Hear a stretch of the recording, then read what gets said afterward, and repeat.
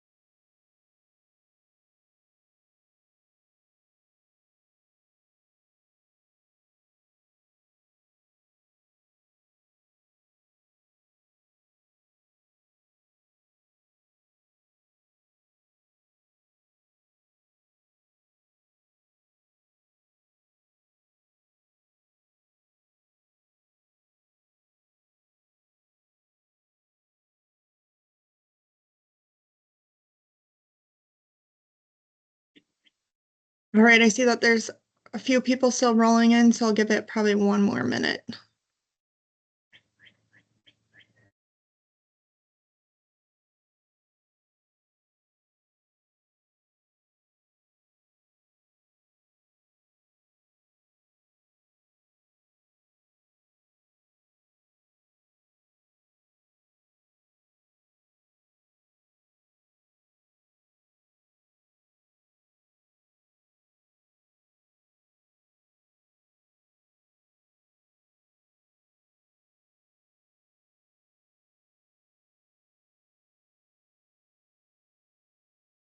All right, we will get started. So my name is Amanda Blaschko.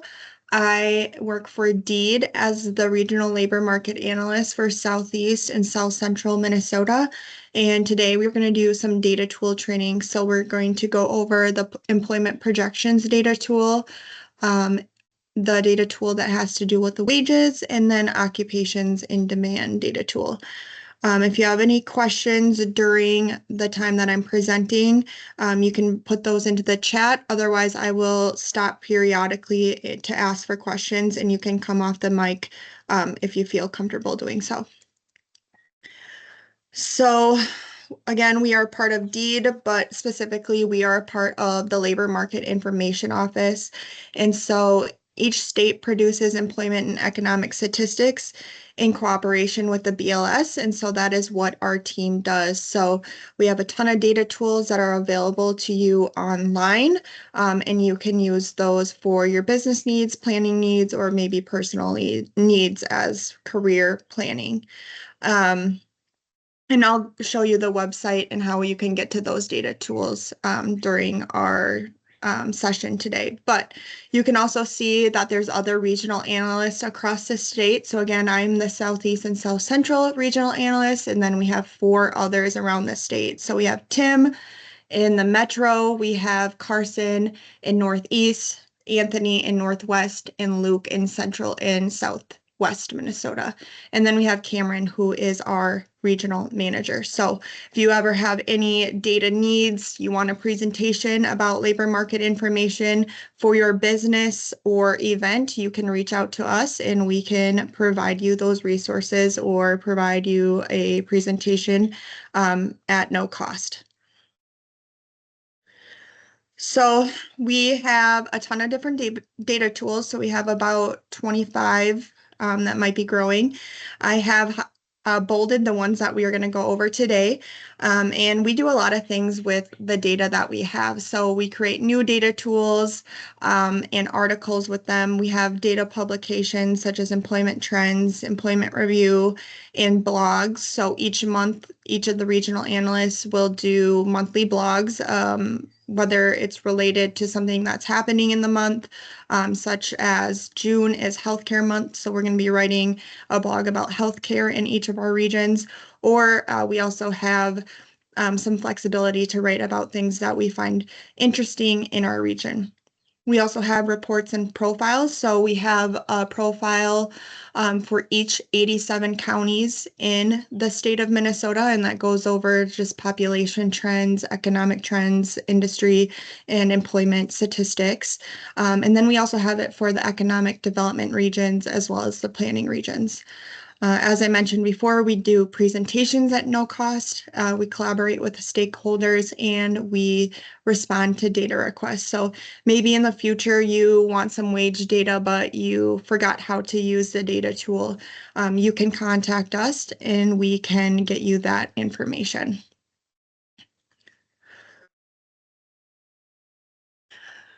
So the agenda today is one, we're going to go over what SOC codes are, so it gives us a base understanding of how to use the data tools a little bit more effectively. And then we're going to go into the actual data tools. So to start, we are going to go over understanding what SOC codes are. So SOC codes are the Standard Occupational Classification System, and it is the federal statistical standard to classify workers into occupational categories for the purpose of calculating, collecting, and disseminating data. So before we dive deeper into this, I just wanted to give a quick overview of what these are, because sometimes the job titles that you have at your business may or may not exactly match the ones that the BLS has. And so I'll teach you and give you resources how to figure out how to match your occupation at your business to the ones that the BLS has. So on this first page, you can see on the left-hand side, we have the major groups. So those are just broken down by the major groups of occupations. So you can see from the top, we have management, business and financial, computer and mathematical, so on and so forth. And then on the right-hand side, we have a specific example for nursing assistants. So the first two numbers, the 31, identifies the major group the occupation is in. So if you take a look at the left, I have it in that red box. So 31 is denoted as the healthcare support occupations. The last four digits, the 1131, tells you the specific occupation. So that is denoted to nursing assistants. So that's just kind of how you read the SOC codes and the major groups that they're in. So a specific example that I have ran into in the past is this. So I got a data request and this person wanted to know some wage data for talent acquisition specialists. However, there is not a job that is recognized by the BLS that's specifically listed as talent acquisition specialist. So you'll actually have to do a little bit of digging and looking at the occupations that are recognized by the BLS to see what best fits. So the best fit for the talent acquisition specialist would be human resource specialist, so 131071. So how can you figure out how to do this? Something that I use once in a while is using AI. So this is a screenshot from Claude, which is similar application to ChatGPT. And so I asked, what BLS occupation best matches talent acquisition specialist for wage data purposes? And then you can see it just gave me some information. And in that second paragraph, it says this category specifically includes professionals who recruit, screen, interview, and place workers, which aligns with the primary functions of talent acquisition roles. And so you can utilize AI to figure this out. Otherwise, if you aren't very comfortable doing that, you can actually see the list of occupations from the BLS website. So I will put this in the chat and we will take a look at it quick.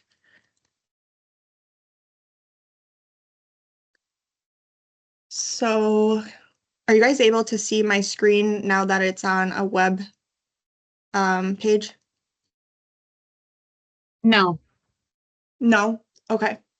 1 second. Mm.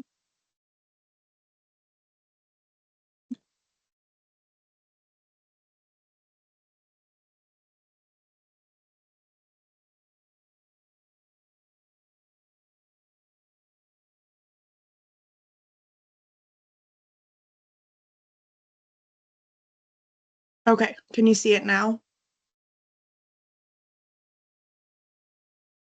Yes. Okay, thank you. So I'm going to put this in the chat if you guys want to take a look at that on your own web browser. But basically, it has a list of all the major occupational groups. And then it also has every single occupation title on there. So, for example, if you're looking for registered nurses and you know it's in this healthcare practitioner and technical occupational group, you can click on this and it will take you down here. And then you can look at all of these specific occupations under this major title. Yes, I can send these slides out after this presentation. Another little cheat code or tip, you can also do Control F. So Control F and say you want to look up a specific occupation. You can do electricians. And then it will come up here and then it will highlight it. And you can look down. So, and also once you actually click on these occupations, you can see what they do. So aerospace engineers, they operate, install, adjust, maintain, integrate computer communication systems, so on and so forth. So then you can kind of see what their title is and align it to your specific occupation. So I just wanted to go through that because sometimes that is confusing to people that their occupational title at their job doesn't necessarily match the BLS. So I just wanted to give you that background before we dug into it. So the next thing we're going to do is does anybody have any questions, first of all, with that?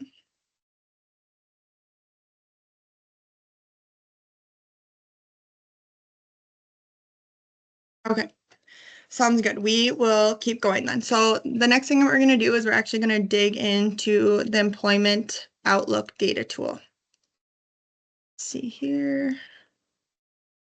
And let me know if you can't see the slides. But so the Employment Outlook data tool provides projections compiled by both occupation and industry for state and the 6 regional planning areas. And it does 10-year forecasts and are updated every other year. So each of the 6 planning regions will have 10-year forecasts or projections. And then Minnesota as a state will have 10-year projections as well as short-term projections. And those are about 2-year projections. So the projections are developed based on a national trends analysis model. So Minnesota's industry and occupational mix are accounted for in the development of these projections using different data sources. And this data tool and the data can provide people to make informed decisions about their education, their career decisions, and also educational institutions can use this for planning, as well as business hiring plans and evaluating alternative economic policies. So I'm kind of going to go over the data tool before we actually dig into it on the web browser. So as you can see here, this is a screenshot of our most recent data for Southeast Minnesota. And so you can see that our most recent data is for 2022 to 2032. So those are our projections. So I'm going to kind of break down each of these definitions and these sections so you can kind of understand them before we go and dig into the data tool. So you can see from left to right, we have the SAC code. So that will be based on a specific occupation. When you look for a specific occupation, this one is total of all occupations. So we're looking at all occupations in Southeast Minnesota.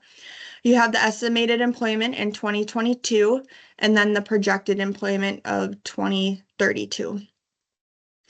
Then skipping over percent change, we're going to go to numeric change. When you see this number, that is basically taking the projected employment 2032 minus the estimated employment of 2022. So when you take 283,255 minus 270,975, that equals the numeric change of 12,280. The numeric change is the actual number of jobs gained or lost over time. So when this number is positive, it means that new jobs are projected to be created. So when we're looking at this across all occupations in Southeast Minnesota from 2022 to 2032, we are projected to create 12,280 new jobs within that time frame, which is a 4.5% increase. Then we also have different categories such as labor market exit openings and occupational transfer openings. Labor market exit openings are exit openings when someone leaves the labor force. So they're either retiring or they're dropping out of the labor force for whatever reason. Maybe they're dropping out to take care of a child. Then there's occupational transfer openings. So that just means someone's in a specific occupation and then they go to a different one. So maybe a person is a police officer and they decide that's not for them anymore, and then they become a human resource manager or something like that.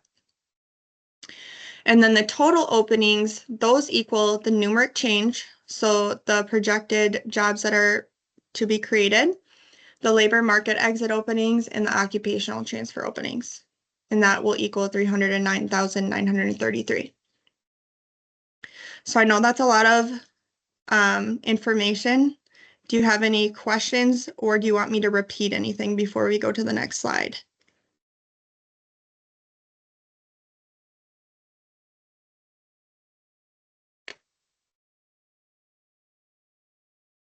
All right. So when we're looking at this data, I'm going to kind of go over how to interpret it. So when we're looking at the total of all occupations, your base is going to be the 4.5% if you are looking at new jobs created. So we typically say anything over 4.5% means that it's projected to increase faster than across all occupations in the region. And if it's below that, then it's projected to not have as many new openings as the total of all occupations in the region. So for this specific example, we see that between 2022 to 2032, speech language pathologists specifically are projected to grow by 16.7% in comparison to 4.5% across all occupations. So we would say that they are growing at they're projected to grow at a rate faster than all occupations. So you can see that that growth is represented by 52 new positions. So they're going from 311 jobs to 363. And so this also kind of demonstrates how percentages can sometimes look dramatic for smaller occupational groups. So you can also keep that in perspective, but always having that understanding and that baseline of that 4.5% across total of all occupations is your base, or whatever it is at your specific planning region.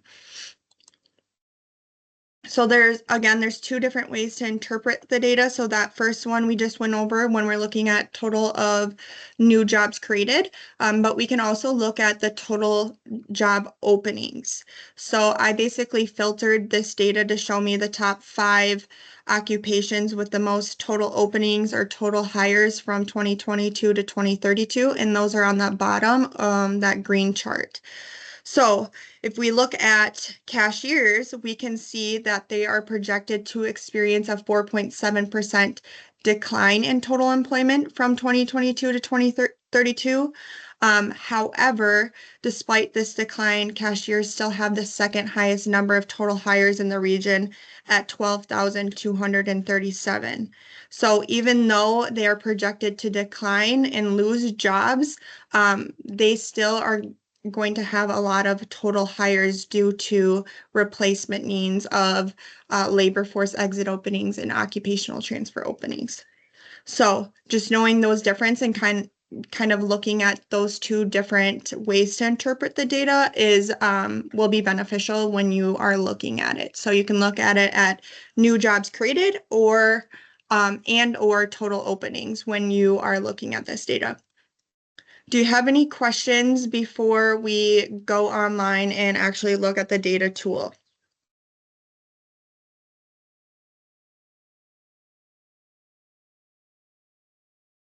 Okay.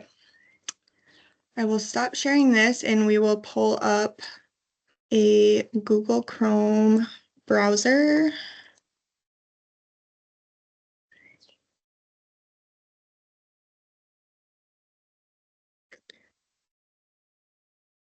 All right. If you want to work along on your computer, I am going to try going at a slower pace. So if you want to do that, you're welcome to. So the first thing you're going to do is you're going to go to our website, so mn.gov/deed. So I'll give you a second to pull that up if you'd like to do that.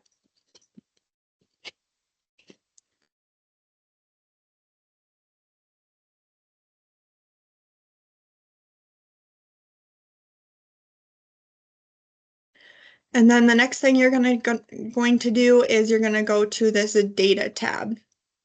So I'm just kind of hovering over this. And then you will click on data tools. So again, you're going to go to mn.gov/deed, hover over the data, and then click on data tools. And then you will see the list of data tools that we have available to you online. So there's quite a few. And we're actually going to be looking at the Employment Outlook. So you can click on Employment Outlook.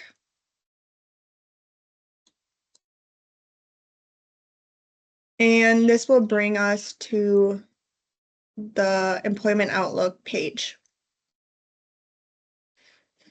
So this is the main page. To actually get into the data tool, you'll have to click on Use the Data Tool, but we can go over this quick. This is a Tableau visualization. I'm not going to get into that today, but that is something you can use in the future if you're interested in doing that. We have different sections, so if you're interested in digging into more of that data or the methodology, you're more than welcome to. So there's information on the data source, definitions, so on and so forth, more data, the methodology of it, and the glossary. So this is kind of what I went over before. So if you don't remember it, you can always come back to this glossary and we can figure that out. You can figure that out. Okay, so let's actually get into the data tool. So what you're going to do, oh, one other thing. If you forget how to use the data tool and you want a refresher, you can click on these links. This one is a YouTube video, and basically it's like one of the regional analysts doing what I'm doing right now. And then this is just a PDF, so it goes step by step. So that is another resource you can use. So going into the data tool, we'll click Use the Data Tool, this button right here, and it will bring us to the Employment Outlook page with Minnesota specific data. What we want to do is typically people, when they're requesting data from me, is that they want something specific to their region. So we will click on Start a New Search, and it will bring us to this page. I'll give you a minute to do that if you're behind. Is there any questions? Okay. So here we have the main page. So we have long-term projections, which are at the US, Minnesota, and all of its planning regions. We have short-term, which is at the state. We have long-term, high growth and high pay, long-term, high demand and high pay. And then we also have industry projections. So let's specifically look at a long-term occupational projection in Southeast Minnesota. So I'm going to click long-term and then Southeast Minnesota. Once I have that, I'm going to click select. Then it's going to pull me up to this page. So if you want to, you can search an occupation on here, or if you want, you can search by the occupational group. So these are the occupational groups that we saw earlier from that BLS website. So let's do registered nurses. They are just my go-to. So I know that they are under the healthcare practitioners and technical occupations, and then I'm going to click view detailed occupations. So then it's going to come up with all of those occupations under that major group. And then I can scroll down here and choose which ones I want. If I want to select more than one, I will just click Control on my keyboard and I can just select the ones that I want. So let's do registered nurses, and we can click on another one, nurse practitioners. And then I'll click View Data of Selected Occupations. And then I have my data here. Then you can kind of analyze it and remember to look at that total of all occupations if you are wanting to interpret or examine the data by the new growth in jobs. And you can see that both of these jobs are projected to be higher than that 4.5% that we looked at before. If you want to download the data, you can click download here and it will come into an Excel spreadsheet. And then sometimes I'll just take like a clipping of it. So if I just did like a screenshot, if I wanted to send this to someone. Does anybody have any questions about that? Do you want me to do that one more time?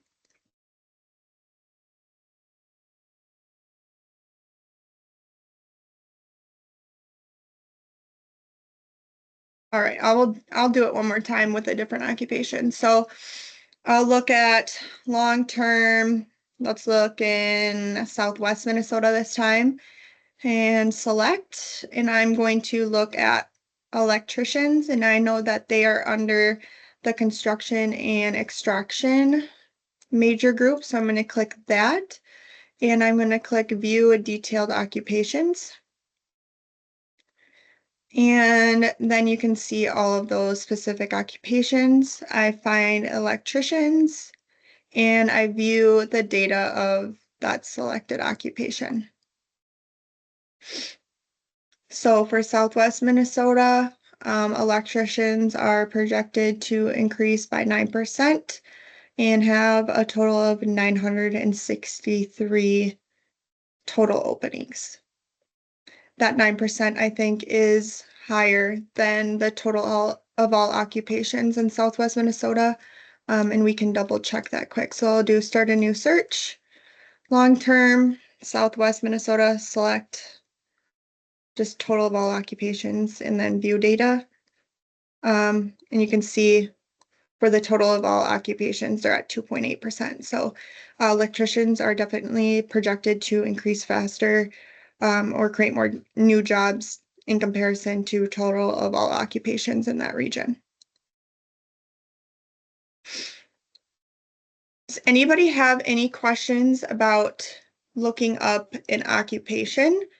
And then once we get those questions answered, we will go to industry projections. So if you have any questions, come off mute or place your questions in the chat.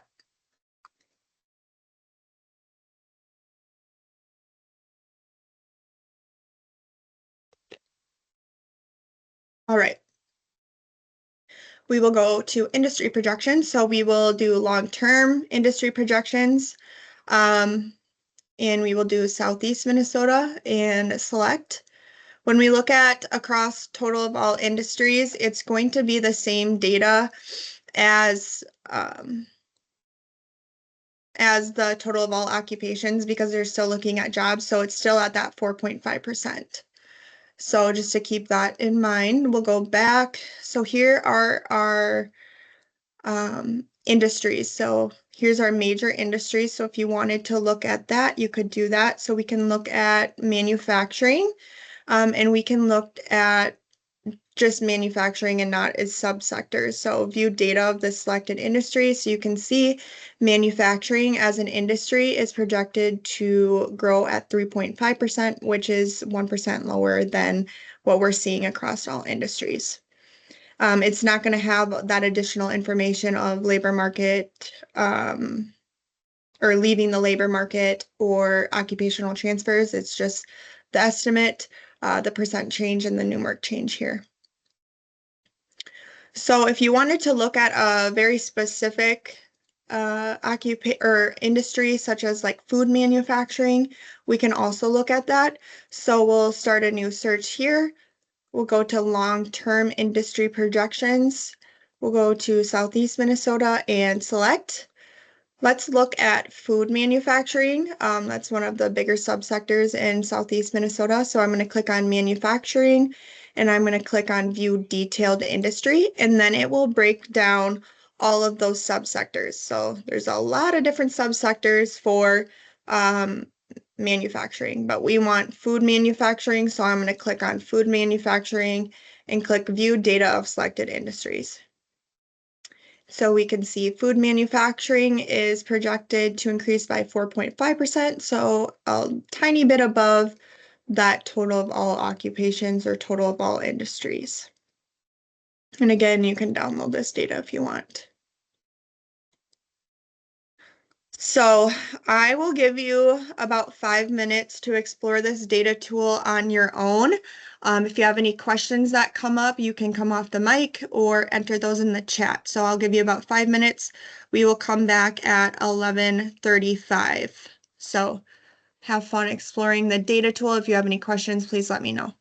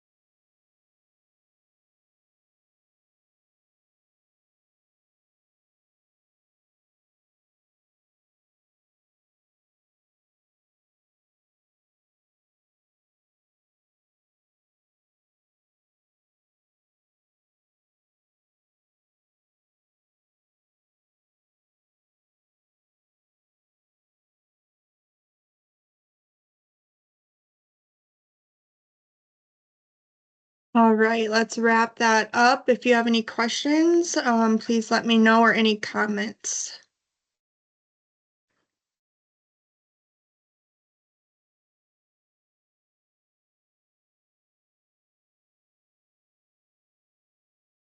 All right, sounds good. We will keep going. The next data tool that we have is occupational employment and wage statistics. So this is basically the data tool you can get your wages from. What we do is each year we survey about 6,000 Minnesota businesses, and we basically have them fill out a survey telling us what occupations they have at their business and how much they are paying those individuals.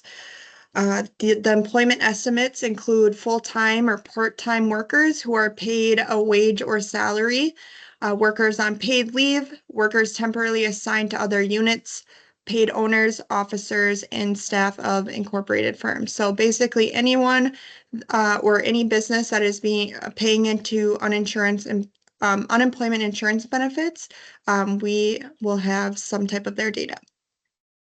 The definition of wage for this program is straight time gross pay, including base pay, incentive pay, cost of living allowances, guaranteed pay, hazardous duty pay, on-call pay, and tips.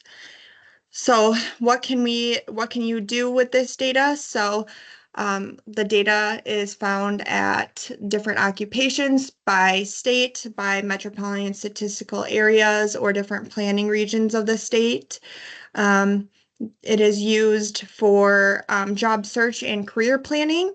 And then it's also distributed by different wage levels. So you have the average, the median wage estimates at the 10th, 25th, 75th, and 90th percentile. So we will get started and we will go into the data tool because it's a little bit easier to explain doing that.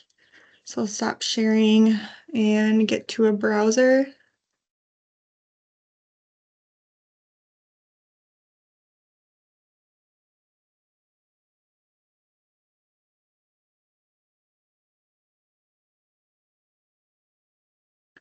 So again, we are going to start at the deed website, so mn.gov/deed.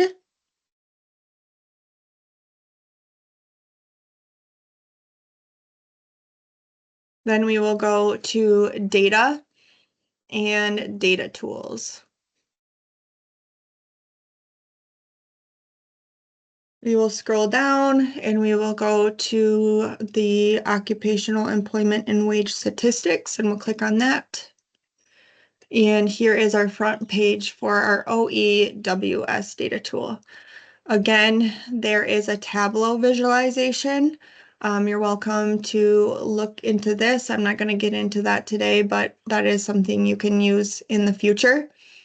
Again, like the past tool, we have an About section, more data, and methodology, if you're really into that. And then again, we have a printable tutorial and a video tutorial. So we're actually going to go into the data tool like our last one and click on use the data tool here. And it is going to pull up with this main page. So it breaks down here by our regions or different geographies we can look at data from. So you have statewide, nationwide, we have our planning regions, economic development regions, our metropolitan statistical areas, and then balance of the state region, but we don't use that as much as these ones. If you're interested to find what region you need to look for, you can always come here and click Find Region Definitions, and this will pull you up to a different page. So if you want to look at planning regions, economic development regions, or your metropolitan statistical areas, you can click on those. Otherwise, if you hover over a specific county, it will tell you what planning region or economic development region it is. So if we looked at Olmsted County, it's in Economic Development Region 10. It's in Southeast Minnesota, and then it's in the Rochester, Minnesota MSA.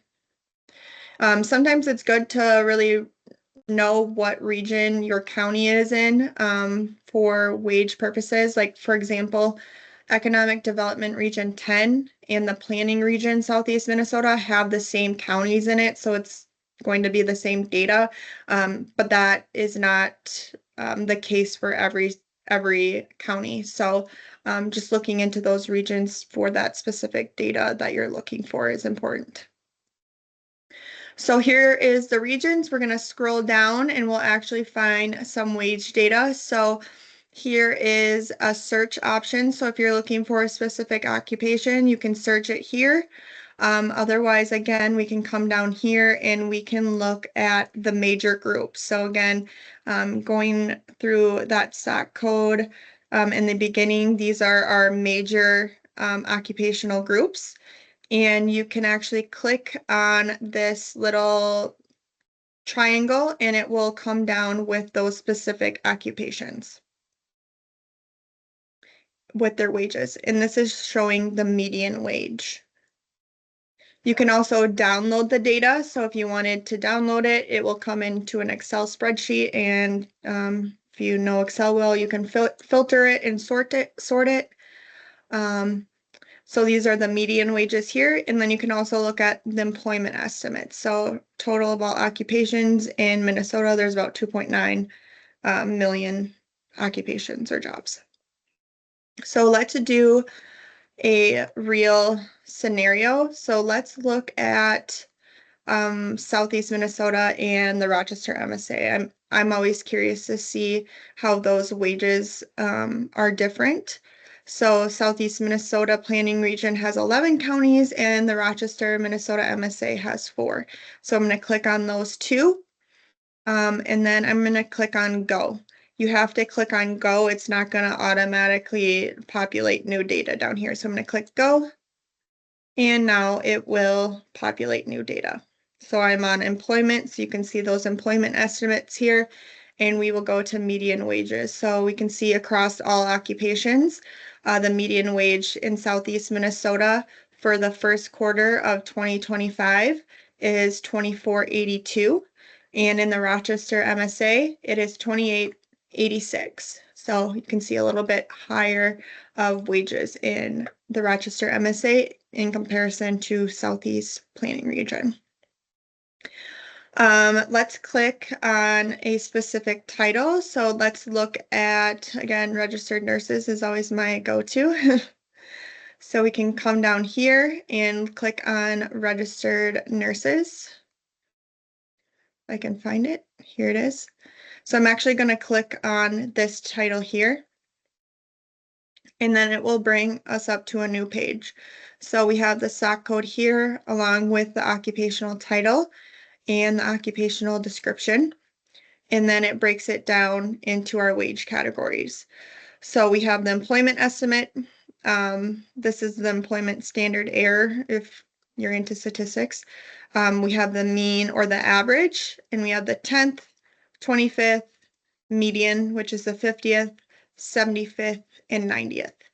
We typically tell people to look at the median wage because it gives a more accurate representation of what that occupation will be making versus the average or the mean, because when you look at the average, obviously it's going to be affected by outliers. So if you have a registered nurse that's making $125 an hour, it's going to skew it. And it's a better representative of a typical pay the median is. And then, so like the 10th percentile, if we're looking at the 10th percentile, we typically say that about 10% of workers earn this amount or less. And you can think of this as maybe like an entry level or lower end pay. The 25th is about 25% of workers earn this amount or less. The median is 50% earn more or less than this pay, so on and so forth. So it can give you a really great estimate of kind of different percentiles of in which those occupations are being paid. Down here, we can see leading industries for registered nurses. This is at the statewide level, so this is not showing specific planning region level or level data, and it will never, it's always statewide. Obviously, we're going to see most of our registered nurses in our education and health services industry, and then you can kind of see how that rate of pay changes across different industries. If we come over here, we see different regional data for registered nurses. So you can just see how registered nurses are being paid across different geographies in Minnesota. And then it also will show the projection change. So that's taking that data from the employment outlook that we previously looked at. And again, you're going to see not available for some of these because, again, we only do it at the planning region level or the state. So we can go down a little bit further and you can see related occupations. So maybe if someone's using this data tool for career explorations, they can see different occupations that are related to that along with those median wages. And then we have tasks for registered nurses. I like to point this out, especially for career planners that are maybe trying to help someone create a resume. They can always come here and look at some of the tasks and not necessarily copy and paste them, but maybe a little bit of an inspiration to help for their client's resume. And then we can go back to search and then you can look up different occupational titles. I feel like this one is pretty straightforward, but I use it all the time. So if you have any questions, please let me know. Put them in the chat or come off the mic.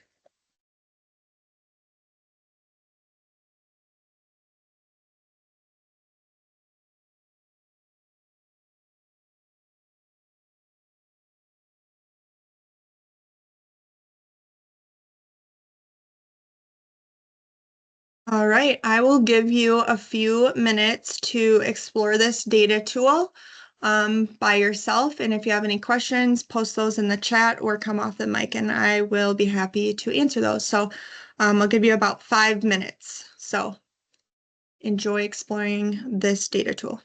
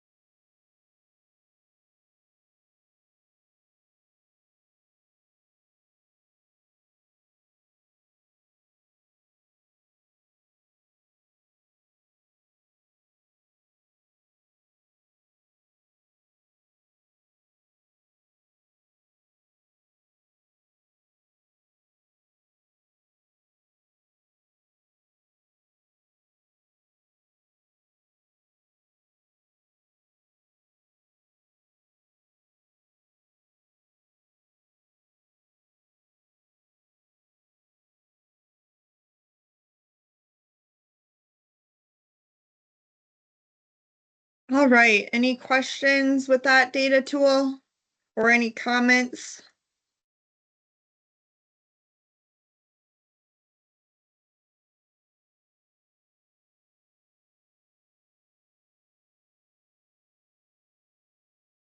All right, we will keep moving along.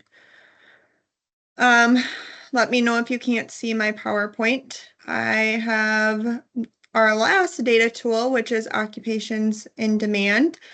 Occupations in demand allows you to find out what jobs are high in demand in each region of the state. It gives you the typical wage, long-term employment outlook, different trainings or degrees required, and schools that offer that training program for each occupation. So when we go onto the website, what you will see is that there's stars that indicate demand, and we typically say that 3 to 5 stars indicates that a job is in demand. So how do we figure out what job is in demand? We look at different data sources to determine this. So one, we look at our job vacancy survey. So if an occupation has many job vacancies, we are going to say that it's a more in-demand job because there's many openings. We also look at unemployment insurance claims. So if there's a high number of UI claims, that will reduce the occupation's demand score because obviously people are having difficulty finding employment in that occupation. So again, we will go straight into the data tool. So go back to that deed website and I will pull it up myself. So I have the web browser on there. Let me know if you cannot see that. Again, we will go to mn.gov/deed, then data and data tools. And our last data tool is occupation in demand. So we will click on this. And again, it takes us to this front page. So here we have the About section, the methodology, and the glossary. So if you're interested in that, you can take a look at that. And then also, again, we have the printable tutorial as well as the video tutorial. So if you forget how to use this, you can always come back here. All right, let's actually get into the data tool. So we'll click Use the Data Tool.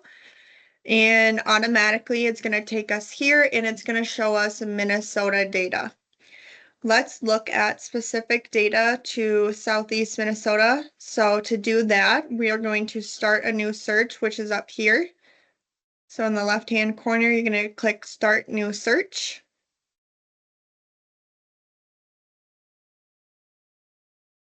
And then it will take you here, so then you can see the different planning regions. So let's click Southeast Minnesota, and we will click View Data.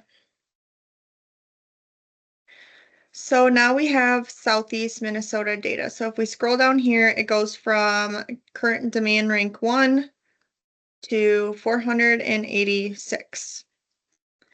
So if you are specifically only wanting to look at in-demand jobs, you can export 3 through 5 star results, and that will download it into an Excel spreadsheet. If you want all of it, you can export 1 through 5. We typically say don't really worry about the current demand rank. You should focus more on the current demand indicator, which are the stars. So you can see the number one occupation in demand is home health and personal care aides. So we have that SOC code here. We have the job title, the current demand rank, the current demand indicator, the 25th percentile wage, which is looking at yearly wage, the median wage, the planning area projected growth rate. So this would be a prime example of really knowing what your planning region is. So remember, Southeast Minnesota is projected to increase by 4.5% from 2022 to 2032. So obviously, home health and personal care aides are projected to increase or projected to create more jobs than across all industries or occupations. And then they'll have the projected openings, so the total openings here. And then it will have the educational requirements and on-the-job training. So if we go through this again, we can actually click on these links. So let's click on retail salespersons. So if I click on this, this is going to pull me up to the occupational employment and wage statistic page that we saw earlier. So you can see we have the SOC code along with the occupation, the occupational description. We have our wage information here that we went through earlier, and related occupations and tasks for retail salespersons. If we go back, we can also click on this educational requirement. So for this one, I'm going to click on education or registered nurses. And this one is an associate's degree. So I'm going to click on this, and it's going to bring up all the different educational programs for this occupation in Southeast Minnesota. So I find this data tool to be a great resource, especially for people that are maybe looking to change careers or high school students. They can look at their different options based on occupation and where those training programs are located. So you can see all the ones in Southeast Minnesota.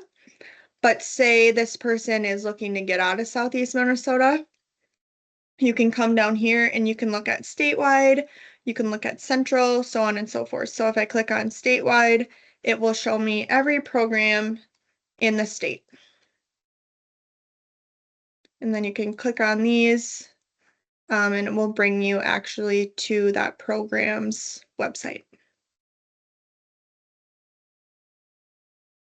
So let's go back. I'm just going to click the back button.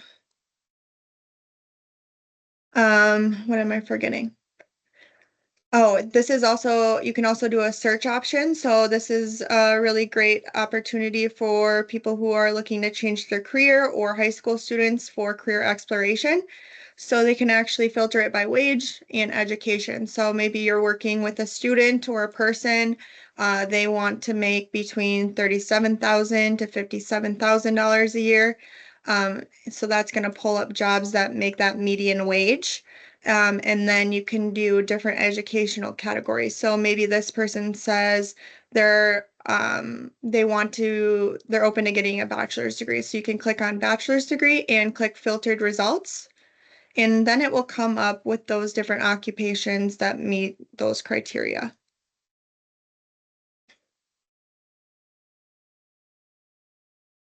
Oh, and then I just noticed this went back to Minnesota. So make sure that when you are looking at this data that you're looking at the correct data that you want. It automatically went back to Minnesota when I clicked the back button. So does anybody have any questions on the occupation and demand tool? This is a pretty straightforward tool as well. Definitely pulls in some different data sources such as our wage information and our employment outlook data that we looked at earlier.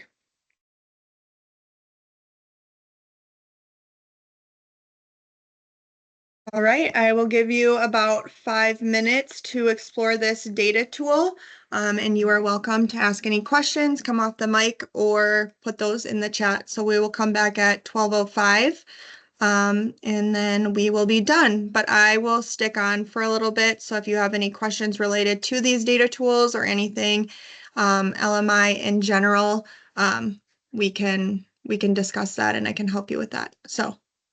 If you want to pop off now, you're more than welcome to. Otherwise, I will be on here to answer any questions related to LMI or these data tools. So thank you so much for attending.